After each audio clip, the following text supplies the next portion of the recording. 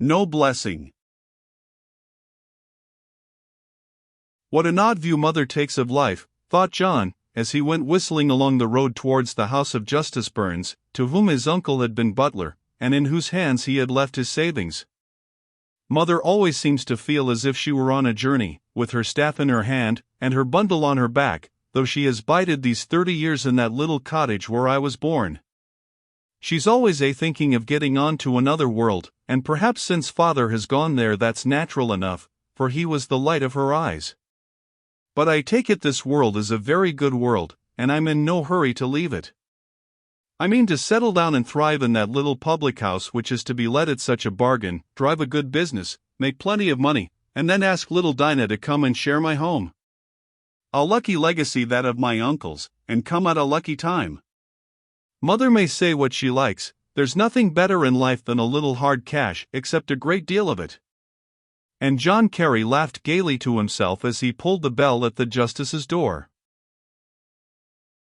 "What do you want here?" asked the liveried servant who answered the bell. "I want to see Justice Burns. I'm the nephew of his late butler, and he has money of mine in his hands." "Ah! You're the nephew of poor old Carey, are you?" said the footman, relaxing into an easy sociable manner. "Come in and sit down in the hall. You can't see master yet, for he's taking his breakfast." As John entered the hall, he might have guessed that a meal was going on in the house, from the very savory scent which proceeded out of the dining room. "Breakfast!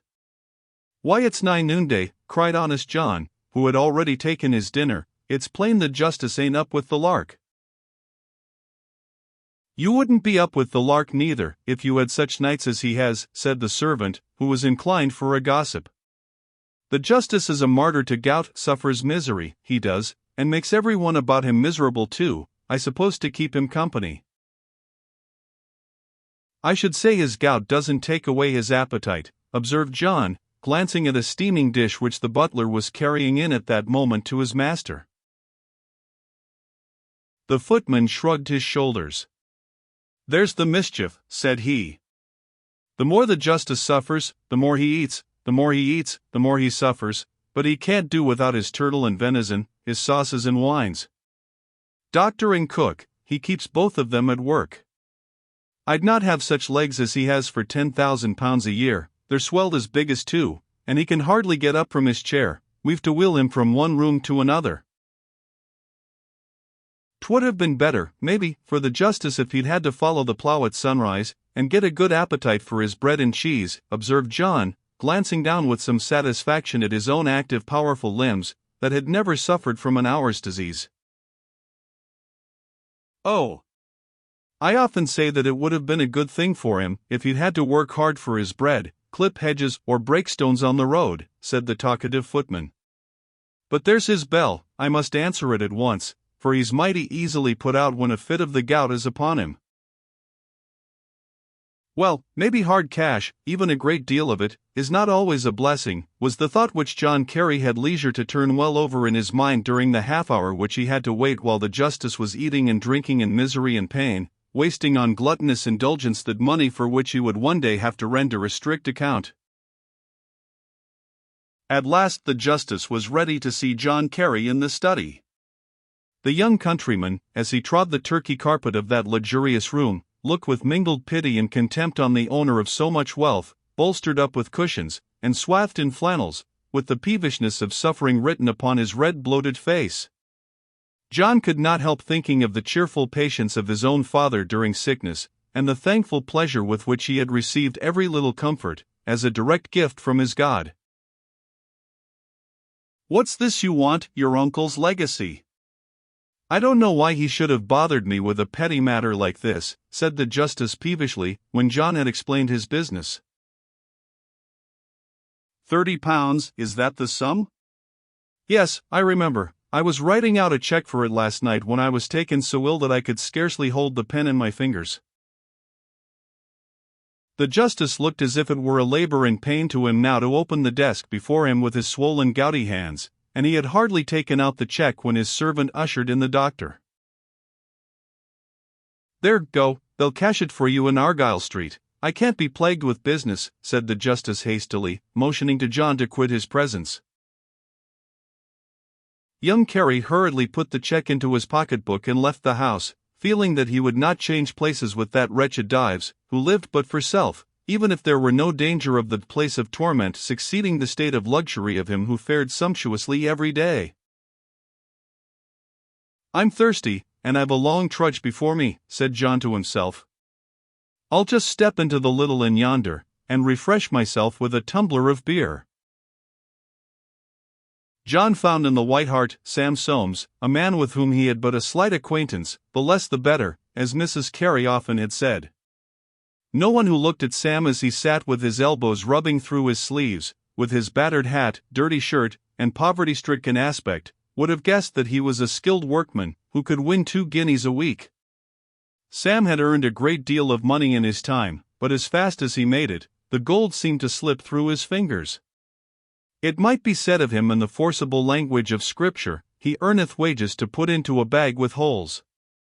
Asterisk. Asterisk Haggai 6.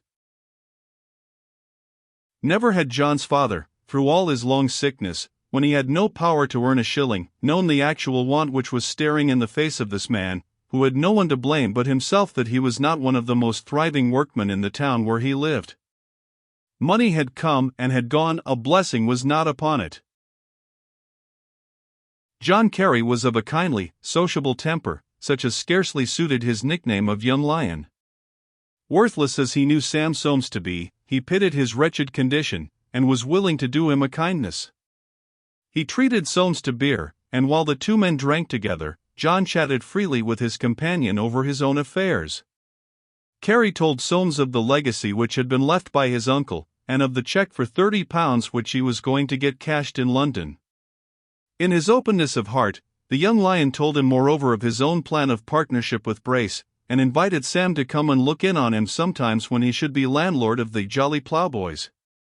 This Sam Soames very readily promised to do, hoping, no doubt, that his easy-tempered friend would not be hard upon him when the time for reckoning should come. It was too bad in me to talk about my good luck to that poor ruined fellow, thought honest John, as, after paying for what he and his companion had taken, he started off on his long walk to London. It was like making a hungry dog look in through the window at a well-filled larder, when he has not so much as a bone to grind between his jaws. Well, if Sam Soames had my £30 today, there would not be 30 pence of it left by Sunday. He's one of them chaps that no one can help. Hard cash, much or little of it, would be no blessing to him. And with this reflection John dismissed the subject from his mind, and took to whistling again. The young lion was scarcely at all tired by his 10 miles walk to London. He was puzzled, however, to find his way through its labyrinth of streets, crossing each other in every direction, and found the noise and bustle of the mighty city very distracting. I've heard of someone who said that he'd rather hear the lark sing than the mouse squeak, muttered John to himself, and I'm much of his mind. I'd think a fortune dearly earned if I'd to go moiling and toiling all my days in a racket like this. But different folk have different tastes. Maybe there are some who like it, and would rather see carriages rolling along, than a field of fine wheat bending as the wind blows across it. I'm not one of that sort, that's all. John had some trouble in finding Argyle Street, and it was an hour later than he expected when he reached the bank at last. The young peasant felt a little shy on entering the large room in which were so many clerks at their desks. Here be a lot of fine gentlemen, thought John, who have nothing to do from morning till night but count up money, and shovel out gold.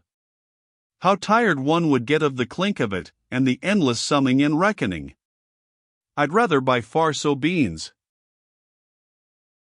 John's rough jacket and hobnailed shoes seemed to himself out of place in the bank. Anything like transacting business was new to him, and the young lion looked awkward and shy as he advanced, cap in hand, to the front of one of the desks, behind which stood a clerk, who appeared to John to be a very fine gentleman indeed. The clerk inquired what was his business. "I want to get this here check cashed," said John, pulling his pocketbook from his breast pocket, and then fumbling in it to find his valuable paper. It was some little time before he could lay his strong, clumsy fingers upon it, and put it down on the desk. "Who gave you this?" asked the clerk. "Justice Burns, it's for £30. You see, my uncle, he left me a legacy, and—" The man of business cut the speech of the countryman short. "This check is of no use," he said, pushing it back towards John. "There is no signature on it." Carey stared in blank amazement, first at the speaker, then at the check. What the clerk had said was true enough. The gouty justice in drawing out the check had forgotten to sign his name. John rubbed his heated forehead and looked perplexed. "What's to be done?" said he. "You must take back the check and get it signed, of course," said the clerk. "As it is of no more use than blank paper." And having thus summarily dismissed the business, the clerk turned away to attend to a gentleman who had just entered the office. This meant the 1st of April, or I should have thought the justice had chosen to play me a trick, thought John, as, somewhat mortified and provoked, he replaced the check in his pocketbook, and then quitted the bank. He'd no right to send me on such a fool's errand as this because he'd a twinge in his gouty foot. I'll tell him my mind when I see him tomorrow.